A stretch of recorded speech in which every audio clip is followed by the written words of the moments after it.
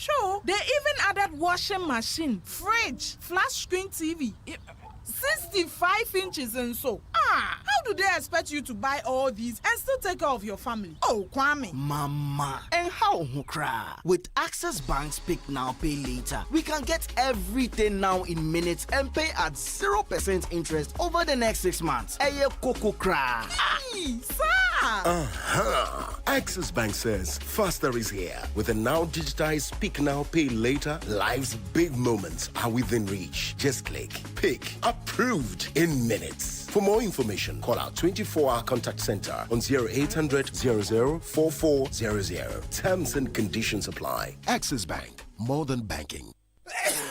Why do you allow coughs, cold, and flu to ruin your happiness? You need Summerlin cough syrup. Summerlin cough syrup will relieve you and your family from coughs, cold, and flu. Summerlin offers a whole range that provides relief for the entire family. Insist on your Summerlin in pharmacies and over-the-counter medicine sellers. Summerlin cough syrup from Danex IT Starwin PLC. If symptoms persist after 48 hours, consult a physician. This advert is FDA approved. We are officially sold out. 10 years of memories, 10 years of adventure, 10 years of culture and crazy good vibes. This March, we're turning it all the way up from the 1st to the 8th of March 2026.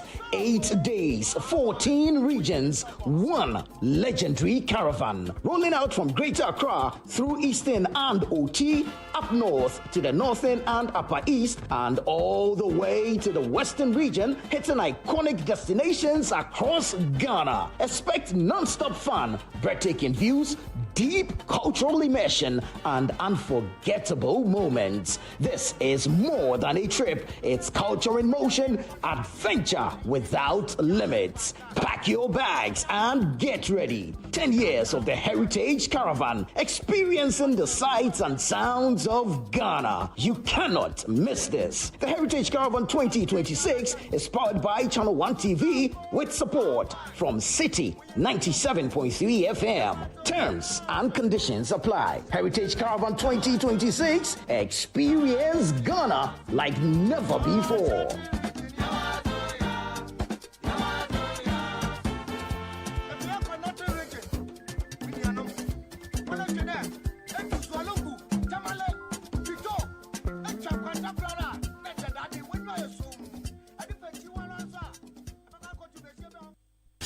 The city is alive on 97.3.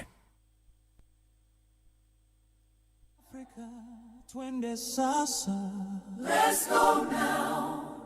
The Dakar Dar es Salaam. Min el Koyara ila Cape Town. Del Luanda te Maputo. We rise as one.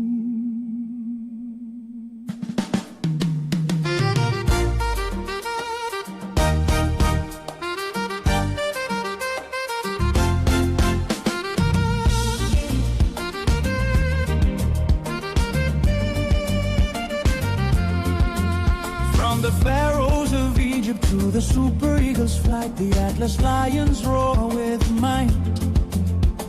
The elephants of Cote d'Ivoire charge ahead. Teranga lions never dread. The black stars shine in Ghana's sky. Bafana, Bafana dance, spirits high. The sable antelopes leap with grace, and the desert foxes set the pace. One Africa, one goal. Feel the passion in your soul. From the mountains to the shore, we play for pride, we roar as one. Did you feel the passion in your soul yesterday? One Africa, one dream. It's one Africa, one dream. But some people decided to want to touch the dream a little. Welcome, this is Inside AFCON. It's yesterday shameful. I need you to talk to us. Today we'll be inside AFCON proper. In Dakar. From Tesano to Dakar. and stay in some spaces in Morocco, talk to a few guys, analyze the matter, paint the picture to you clearer.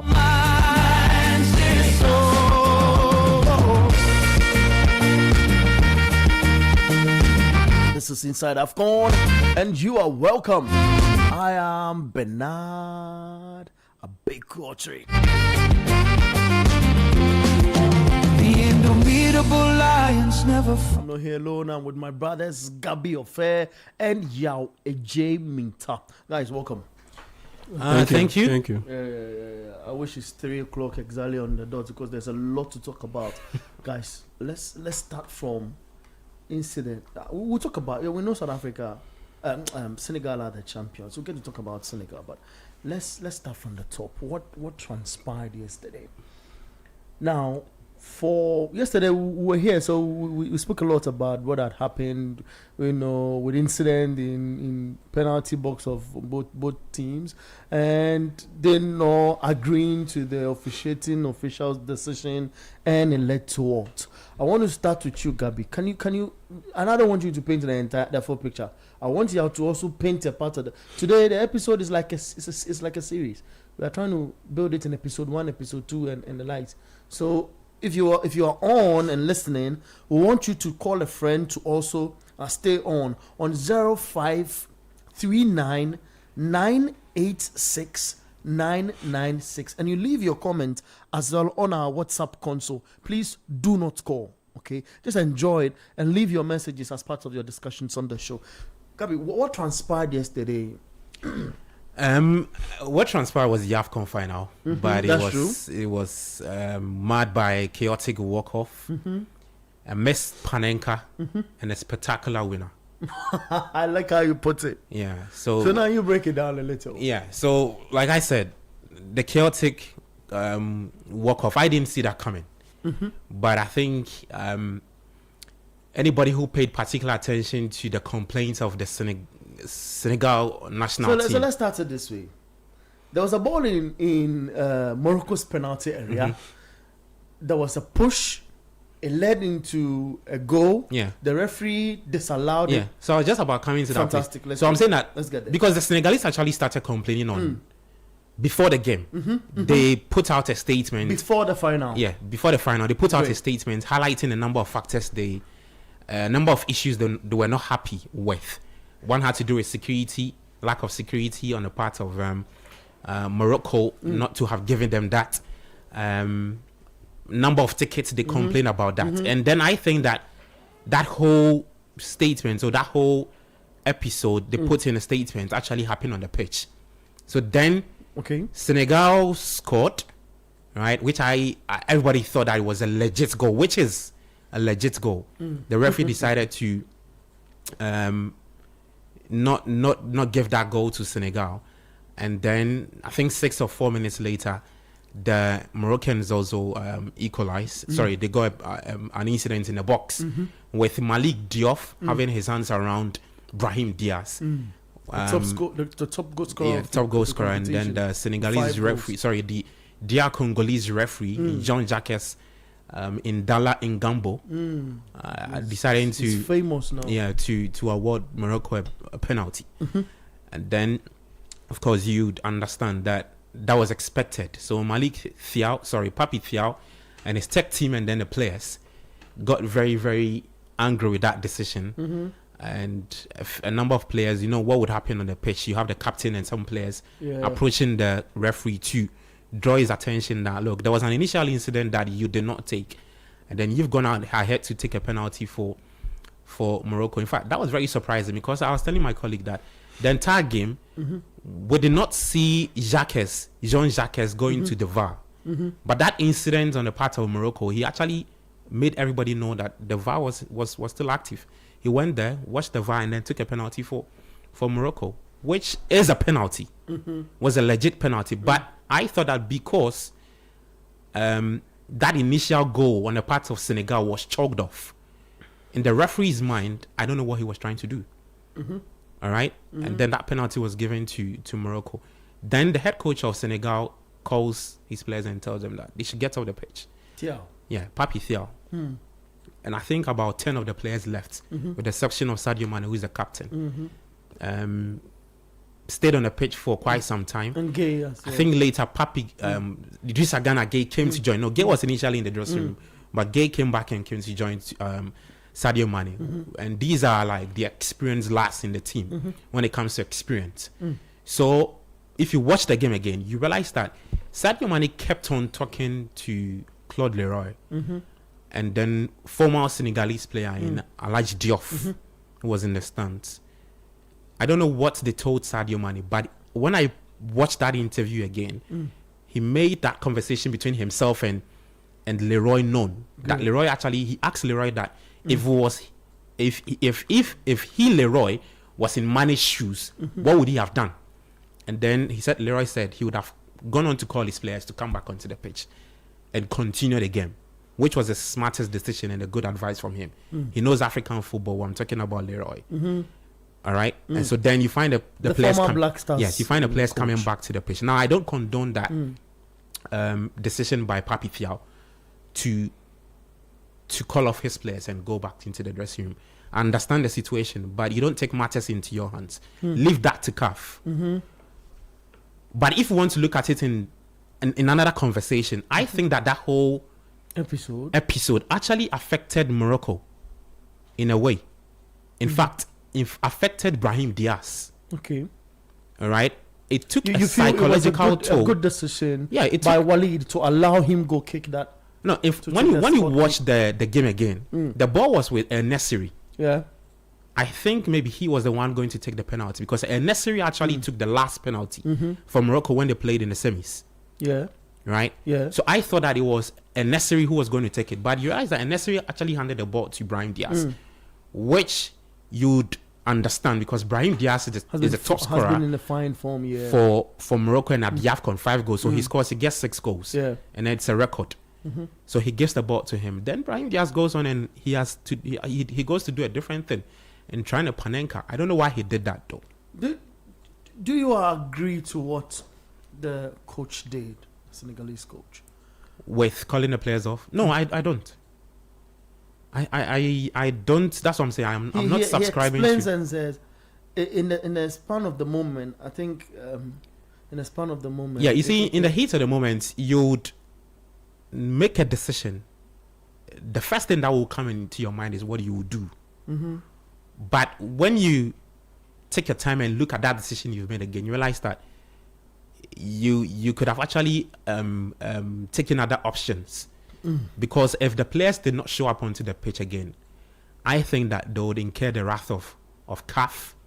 There would be a huge fine or a huge ban. Already CAF is responding, issuing some 1 or 2 fines and bans to the tech team. Great. So I wouldn't condone what Papi Thiaw did. Fantastic. I'll come to you, but there's an update because you mentioned the CAF's disciplinary committee.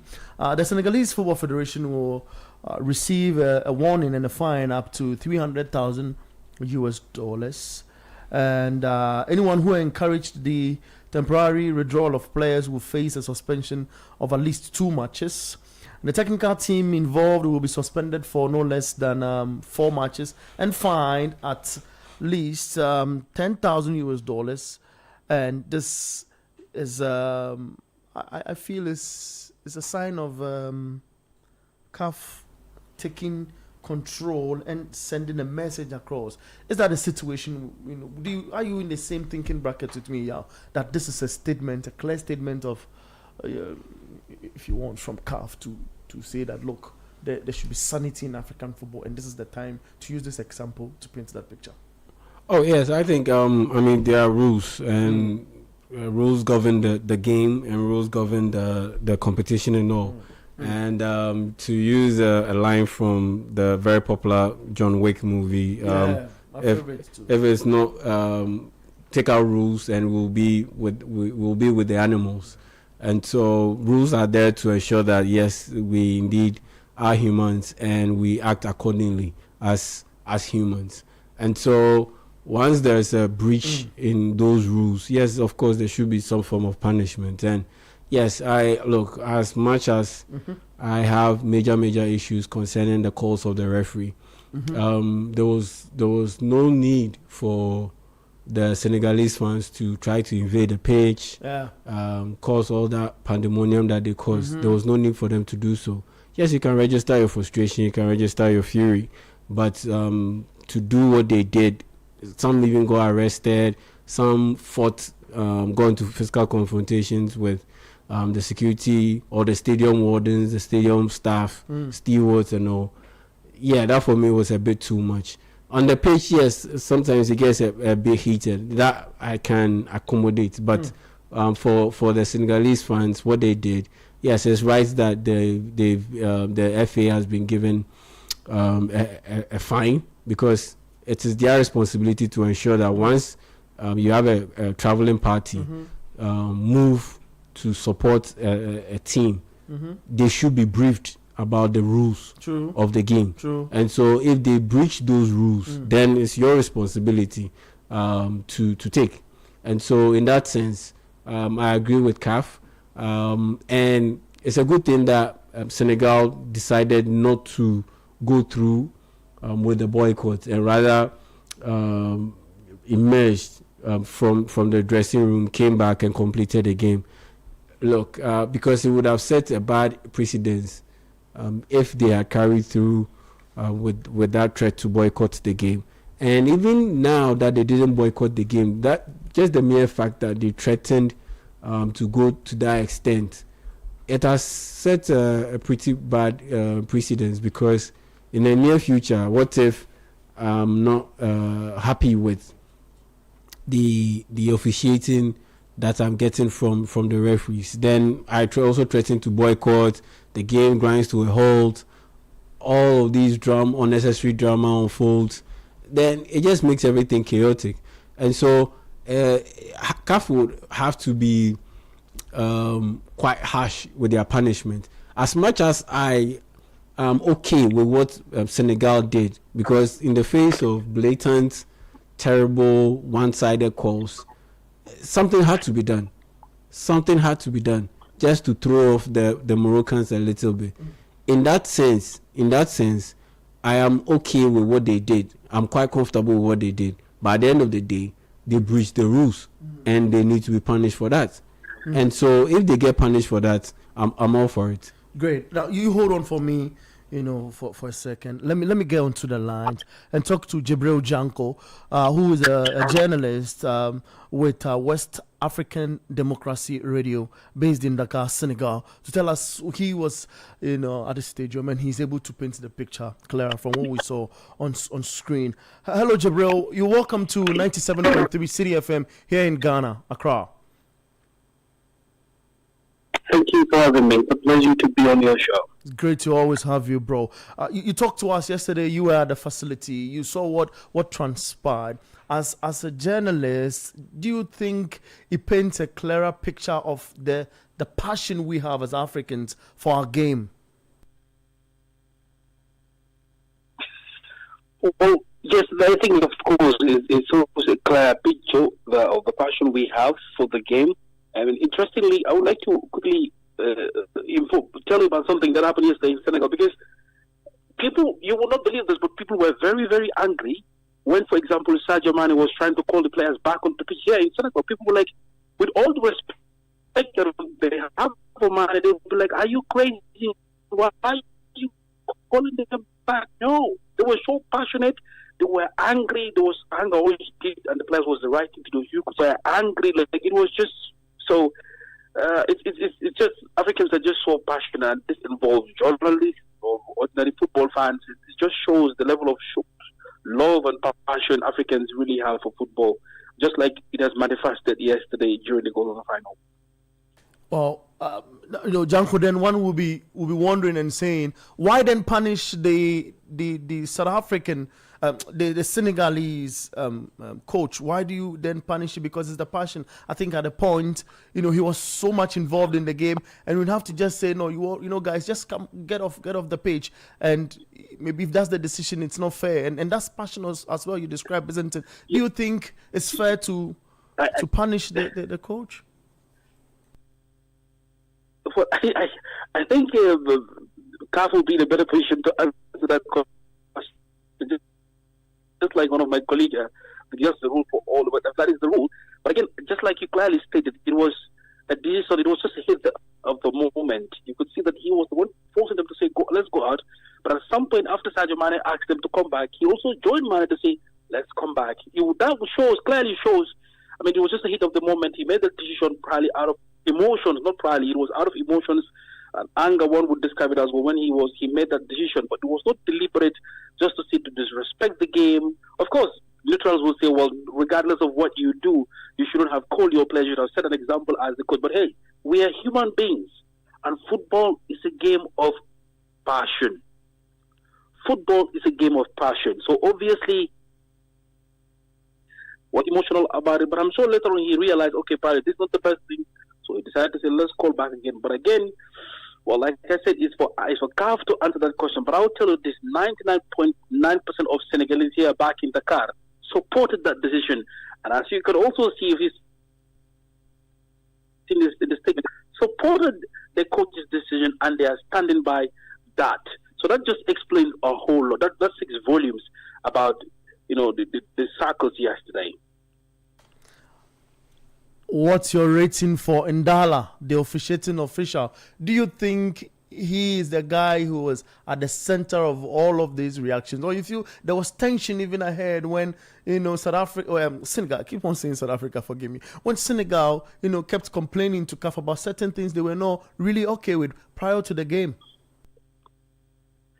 Absolutely. I think, of course, is the center of this whole, I don't know, for me, but look, I was in Cote d'Ivoire in 2023, for the 2023 AFCON. And I'll tell you this, brother, we have regressed.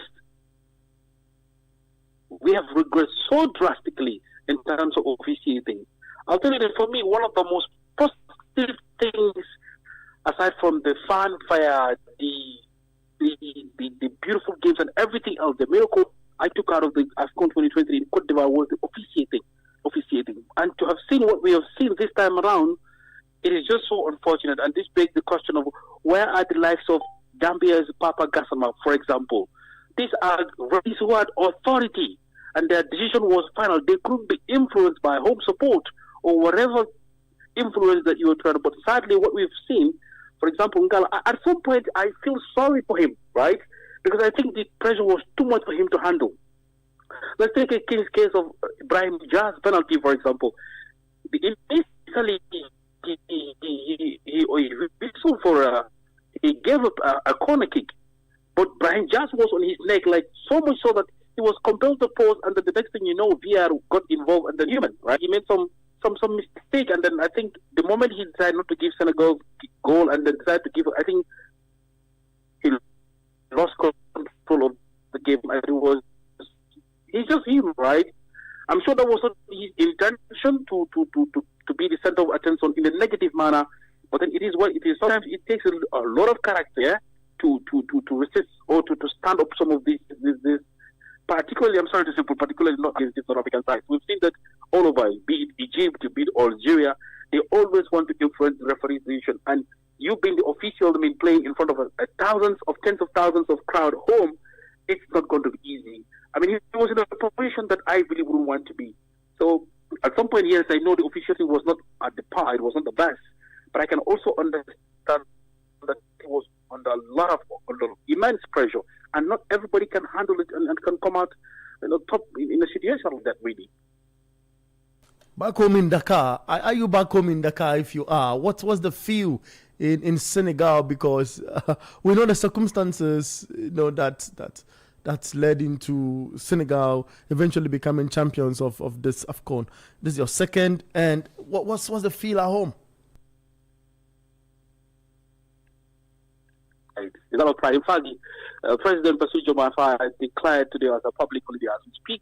Some people are still sleeping from yesterday's celebrations, because there was celebration throughout the night, light into late night. So people are still waking up, or sleeping, or some people are just waking up. So this country is united by the beautiful game called football.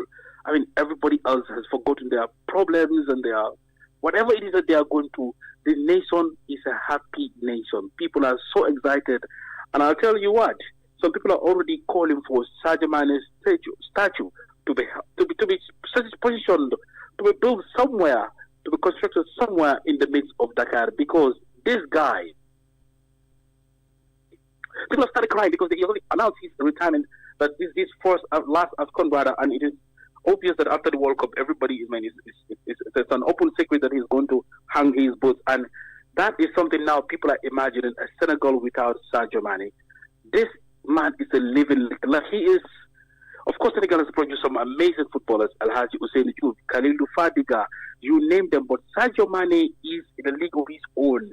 This guy is, for Senegalese, he is just, they cannot just imagine life without him. So here people are happy, there's so much pride in the country, from the presidency down to the ordinary Senegalese. I mean, everybody is just so happy. And then people are really looking forward to receiving them. They are looking forward to welcoming these heroes back from here in Dakar.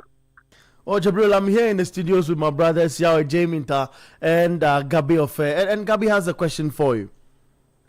Hi, Jabril. Just quick thoughts on this, right? So there's one of the reports says that the Football Federation are happy with Papi Thiaw getting his players off the pitch. US Senegalese and closer to the Football Federation. Does this speak about the unity and the bond we see from the Football Federation and the players and the technical team? Absolutely, no doubt about that. They speak in unison. I think that's one of Senegal's strengths. Decisions are taken as a team. If at the first the consequences, they'll face the consequences as a team, and whatever that has to happen, if they have to win, they'll win as a team, right? Because even Sadio Mane yesterday, he said it, that the team agreed that they were going to stop, but he thought, okay, for some reason he is a man of wisdom. He decided to consult one or two players. He decided to consult ex-players. His role model, Alhaji Iswene Diouf, and then Nyang. He also consulted Nyang, and then they told him, you know what? Just talk to them. Let's go back. And Claude Loa also was there, and then they decided to. Whatever decision that Senegalese take, particularly involving football, they stand as a team. And you could see that the Senegalese Federation have issued a statement backing the decision of the coach, because they were also of the view that there were a lot of calls that did not go the Senegalese way, and that there have been a lot of repeated what we say, like actions or scenarios wherein that perceived to be favoring the host country, Morocco.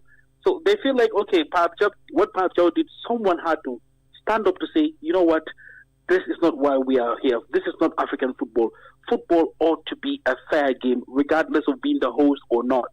So their position, I think that is one of their biggest strength, the unity, speaking as one thing. They could have their internal issues, but issues of this nature, they'll come out in one voice to say, this is our stand, and this is where we are. And I think that's one of the reasons why Senegal continues to grow in football.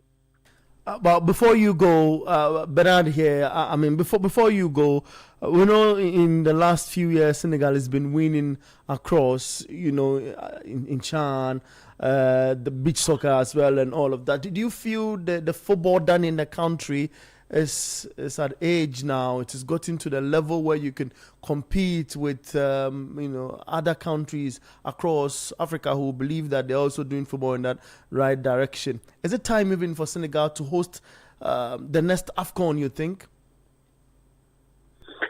Well, if you want to ask about hosting the next AFCON, that for me it is relatively nothing to do with talent, because Senegal has so much talent that they could obviously produce two teams that are good enough to play compete in the AFCON. But that was more or less infrastructure, because hosting an African Cup of Nations, of course, has to do with infrastructure. Of course, right now Senegal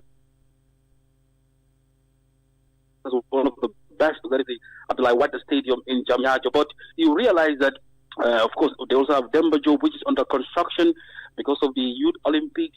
You have two other stadiums. You have the one in Lajor in the outskirts of Dakar in Chess. They would need at least, let's say, 2, 3, 4 new stadiums if they want to host the African Cup of Nations. Those are things, probably the government and the federation are, starting to have conversations about. But for now, I think Senegal is just focused on producing as many players as they can to continue to dominate African football. Mind you, yesterday's final is the 4th final that Senegal is involved. This third final rather, Senegal is being involved in the last 4 AFCON tournaments. Would you believe in? So this just shows how much what Senegal has done is to concentrate on grassroots football, develop grassroots football, invest in grassroots football. For now, that is the trend. The new president, who was recently got elected last year, Fall continues to, continue from where Augustine Senghor, the former president, left. So for now, they're still continuing to invest in youth football to ensure every department, every region, there are football facilities that will help youngsters to develop, to, reach their fullest potential. For now, issues of hosting probably that will come in a bit or a year or so later. Those conversations can fully kickstart. But for now, Senegal just want to continue gripping, continue dominating African football. That is where we are as of now. All right. Thank you very much, Jabril, for giving us this time and explaining details at large to us. We appreciate this.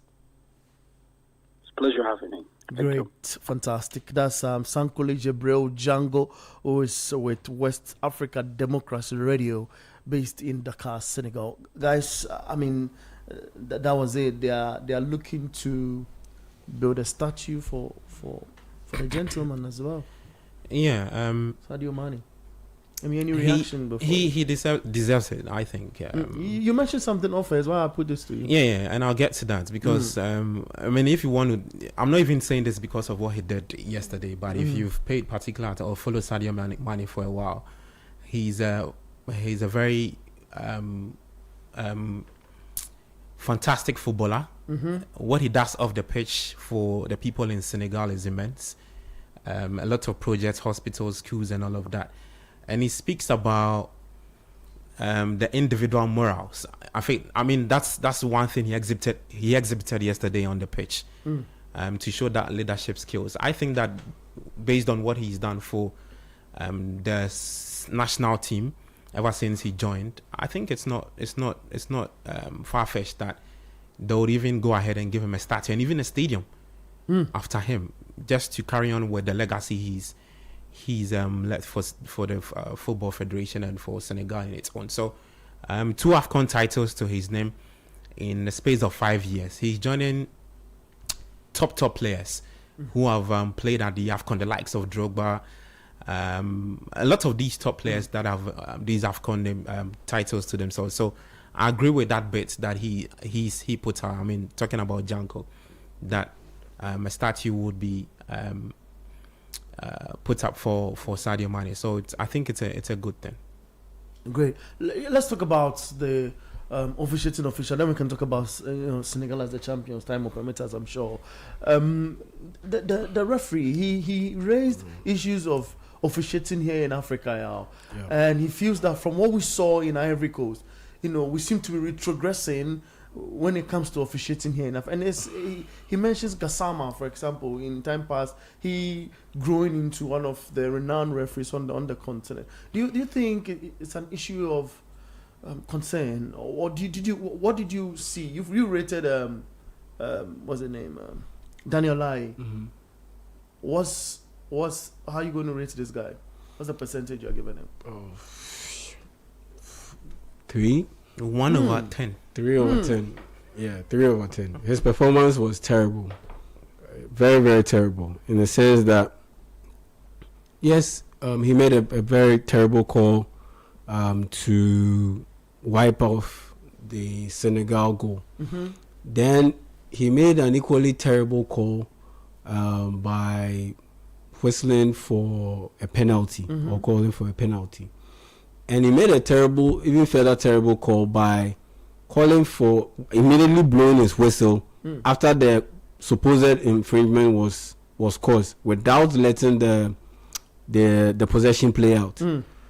So before going to VAR, you have to break that. Yes. So before going to VAR or letting VAR review it, and in that sense, you breached the rules. You were a bit too hasty. It smacks of someone who wasn't in control of the game, and that's one of the boxes that you need to check when you are grading a referee's performance. And he didn't check that box, and so for me, I look at that. I look at the penalty that he called for. How can you call that as a penalty? Especially at that moment in the game. Was it a penalty? Especially at that moment in the game. If that's a penalty, then every game that we are going to have, we'll have about 6-7 penalties being called, if that is a penalty. It is in the penalty box. Players, so many players, big-bodied athletes in one congested penalty box, jostling for position, jostling for the chance to be able to jump high to meet an aerial ball. How then do you make that call as a penalty? And you see, that's the thing. You've made the call. Was there contact? The elements or the ingredients for a penalty, they were there. I mean, there was a foul, there was a bit of contact, there was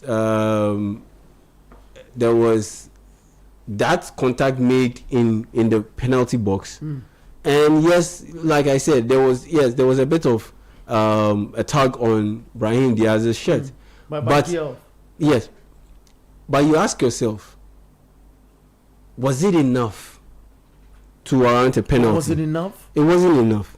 And even if it was enough, in the penalty box, at that time, if it's not convincing, you don't make that call. For a game of that magnitude, you don't make that call. Because that could have defined the game. If Brahim Diaz had converted that penalty, it could have defined the game. You don't make that call unless it is a blatant and clear foul. And in this case, it wasn't a clear foul because you have people on one side of the device saying it's a penalty. Other people on the other side of the device saying it's not a penalty. So it's a clear case of it being not substantial enough to warrant that situation being or infringement being called as a penalty in what, almost the 90th minute in the final game of the 2025 AFCON. If you are going to make such a call, it should be crystal clear that yes, indeed, this is definitely hands down 100%, not even 98%.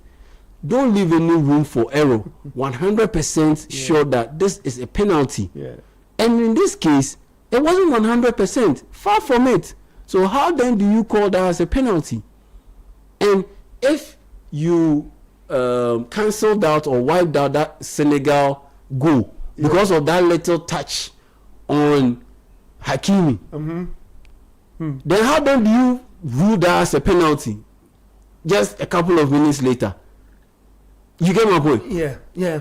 How then do you rule that as a penalty a couple of minutes later? And so for me, the officiating, it was poor. It was really, really poor. And I always use this example. 2010 World Cup, the final, Netherlands and Spain. We all saw that kung fu kick that Nigel de Jong delivered to Xabi Alonso. He stabbed him in the chest with his studs. We saw it. That clearly is a red card offense all day. All day it's a red card. But what did Howard Webb do? He pulled out a yellow card. Because at that point in the game, I believe it was extra time. At that point in the game, you are going to deliver a red card to what end? When it was just a couple of minutes to the end of the game and there was a penalty shootout about to take place. How then do you call that? You get it? But he read the room. He realized that the World Cup can be determined by a red card. Once you do that, you have placed yourself at the heart of the story and not the players and not the game itself. And the referee's job is to manage the game, not be at the center of the game in terms of the controversy, in terms of the discourse, in terms of the narrative. And so in that sense, the Congolese referee, he failed at his job. He absolutely failed at his job. Because there was very little sense of control, very little sense of management. And it got to a point, even him, you look at his demeanor, he didn't look composed. So in that sense, he for me, he failed. And before we move over to Ben, please let's trash this notion that Brahim Diaz deliberately missed that penalty. I don't think so too. Let's trash that notion. I don't think so. Think about it. The Moroccan journalists were fighting Senegalese journalists in the press room because their country lost. Yeah. You had players, you had Sabari, you had Moroccan ball boys fighting with the Senegalese substitute goalkeeper over towel that Edward Mendy would use, and over balls. You had even the brother of the king of Morocco, who didn't even want to touch the AFCON trophy because his country didn't win it. Did you see the presentation? How it was, the cup was presented to the Senegalese? No handshake, no congratulations to the Senegalese players. Or Koulibaly, Koulibaly, the captain. So now we have a ball boy and a towel boy. That is crazy. You see, in Africa. nothing of that sort happened. Look at the hostile environment. And you will tell me that Brahim Diaz deliberately missed that kick to ensure that, there will be parity. Please. No. It's not true, bro. It's never true. Ben. It can never ever be true. Great. Ben, I want you to listen to this and maybe you might have answers. Senegal has to be punished, so must the referee. And must be done publicly. If the referee will be made to go scot-free, everyone in Senegal must be allowed to go scot-free as well. Simplicita. This is someone's message. Do you agree? Interesting. When individuals take actions have consequences, and so referee Indala will have to do some explaining on one, the disallowed goal, that disallowed Senegalese goal, and two, probably the penalty. I don't think that the penalty was actually all the way bad. Like I said, if you look at the incident, there was something in it. Okay. There was something in it, and but it could have been given. Would you have taken it at that time? Oh, I mean, that's another thing altogether. And I'm glad I'm not the one who was at the center of that situation. All I'm saying is, people will have to bear the consequences of their actions. Now, it's not just the referee in Dala thing or the Senegalese players thing. The Senegalese players, honestly though, will have to take responsibility for one, holding up the game for almost 17 minutes and then also threatening to walk down the tunnel. That you don't that think that was happen. a clear statement to paint something to show I'm not even saying that it's wrong. That's not what I'm saying. I'm saying that they did it, and in the context of football and in the rules within football is played, that is definitely wrong, and that is punishable. But I'm also saying that those actions were not just hanging in the air. They were not rooted in nothing. Look, the how do I call it? The ball had been rolling right from when the Senegalese arrived in Rabat for the final. They lodged specific complaints. Now they said that their contingents were swarmed, i.e. players, staff, technical team members. They were swarmed by fans who were trying to take selfies, were excited to see them, and they said they issued a statement. There was no security. Good. They issued a statement that said that we were afraid for the safety of our fans and our players, and that the lack of adequate security was very problematic to them. That's the first thing. Then they went to the hotel and said that, what's up with this hotel? Substandard? We don't think that our Moroccans are lodging under the same circumstances. And so these conditions are not favorable to us. Second thing. Third thing, they complain about a lack of tickets for their fans. So obviously you are the host nation. I expect that you will have the giant share of tickets in the ground. But I also think that as the opposing team, I deserve a certain level of support for my country. And so they felt like there was also that incident. And then I think there's one more. Yes, I think the training complex. The location of the training complex. It was so open that you can easily monitor everything. And tape their training sessions. So we should not. So there's that. So you add that up to that disallowed goal. There was a very compounded sense of injustice, and that is what led to the walk-off when the penalty was awarded, because in their minds a conspiracy theory was clearly in motion, and everything was being done to thwart them of the trophy. Look, if you are human, you don't need to look outside the box too much to see that something was happening. CAF can attempt to pretend, and that's what we like doing in African football. CAF, GFA, they can attempt to pretend that there was nothing happening. The FA president was there. I saw him. Senegal. He's the second CAF vice president. I'm just saying, but they can pretend that these things don't happen. Is CAF going to also punish the individuals responsible for the lack of adequate security for the Senegalese team? I think they should look into that. Are they going to hold responsible the people that gave or allocated that training ground to the Senegalese? Would they accept that training ground compared to what the host nation That'll had be under competition management? Would they say that was discriminatory? Would they accept that?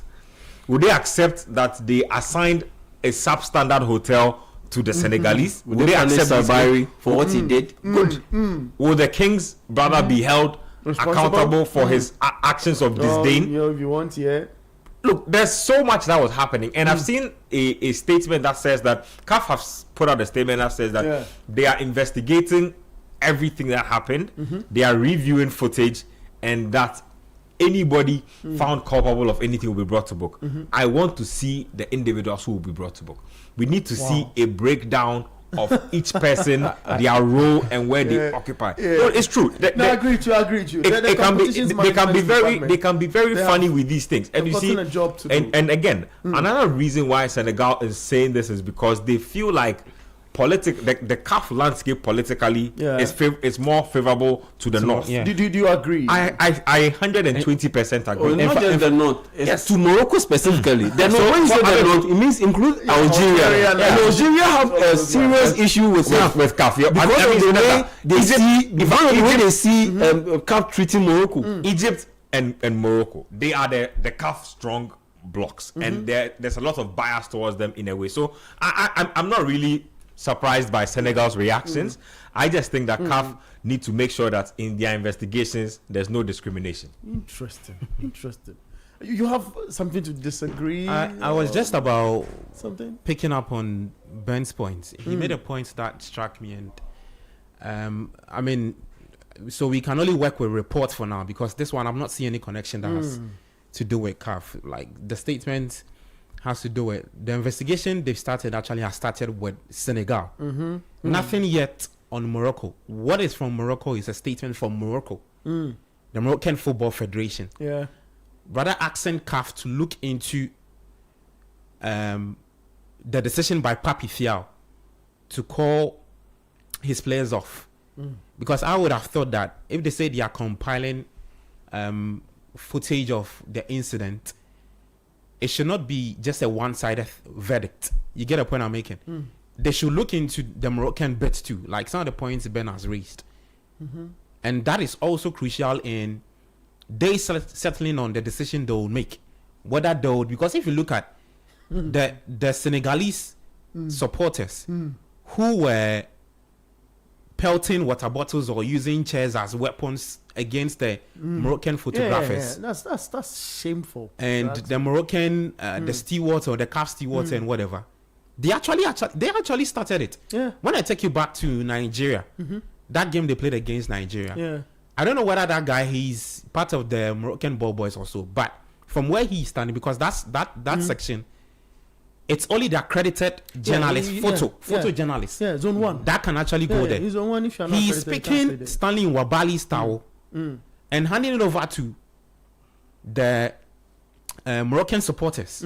The Moroccan supporters cannot get access to where Stanley Nwabali is. In fact, the advertising hoarding separates you, and there's another space before where the goalkeeper keeps his stuff. So his water bottle and then his towel. How then does the Moroccan supporter get access to all of that? And that's why yesterday when we won the show and then they say Morocco has been awarded for fair play. I asked myself lots of questions. That are they saying they are turning a blind eye to some of these things that happened? See, we can take you back to the game against Cameroon, the Brian Mbeumo incident.